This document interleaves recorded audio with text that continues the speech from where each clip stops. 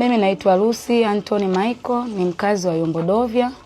Ni mmoja wapo ambaye nilienda katika ubalozi wa Vatican katika kupeleka barua ya maoni kwa ajili ya viongozi wetu wa dini.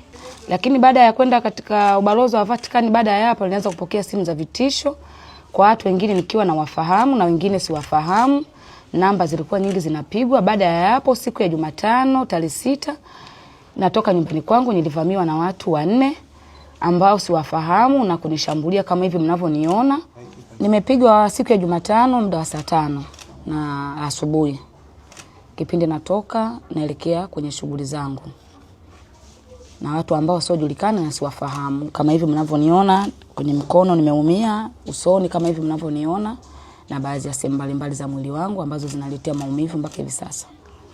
Jambo kubwa walichukua na kidai kwamba wanasema wewe unajifanya msemaji wa serikali, wewe unajifanya chawa wa serikali, wewe unajifanya serikali na kutumia kwenda ubalozi wa Vatican. Wewe una mamlaka gani kwenda ubalozi wa Vatican? Wewe ni mtu wa serikali, wewe ni msemaji wa serikali. Kama kuna viongozi wanaongea lugha ambazo hazipendezi kiimani yao, wewe ni msemaji wa kanisa mpaka uende huko. Ndio maneno ambayo alikuwa anayatamka hayo. Nilivyotokewa na matatizo hayo, nilienda kuripoti kituo cha polisi cha Makangalawe ili nishachukua labi, na mpaka hivi sasa naomba nisaidiwe kwa ajili ya usalama wangu, serikali nisaidie kwa ajili ya usalama wangu. Lakini mpaka hivi sasa hali yangu ya kiusalama naona ipo chini, na mimi kiangalia na familia naishi.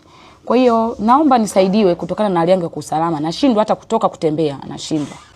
Kwa sasa hivi familia yangu inaishi kwa wakati mgumu sana, kwa sababu hata wenyewe naona kama wananilaumu kwa kile nilichokifanya, labda kwa sababu maisha wanayepitia na wao wanaogopa hata kutoka nje, wanaogopa hata kutembea mtaani, wanahisi na wao hivyo vitisho wanavyopewa mimi, wanahisi mama yao muda wote na saa yoyote naweza nikauawa kama watu walivyokuwa wanazungumza. Mimi naitwa Ashura Salum, mjumbe wa mtaa Dovya.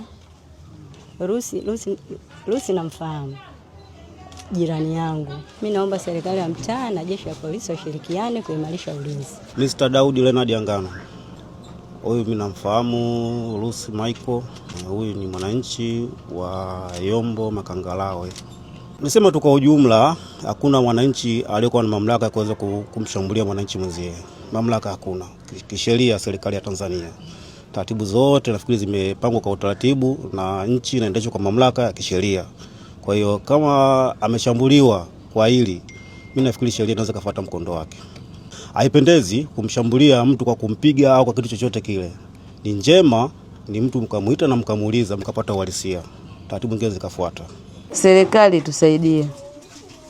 Kama kutusaidia ili swala kama limepita, sisi tunachotaka amani. Serikali tusaidie, itulinde, itupe uaminifu, na sisi tunakopita hawa watu wanaetufanyia vitendo vya uovu, wanaetaka kutusukuma, wanaetaka kutupiga, watu wache na sisi tuwe na amani.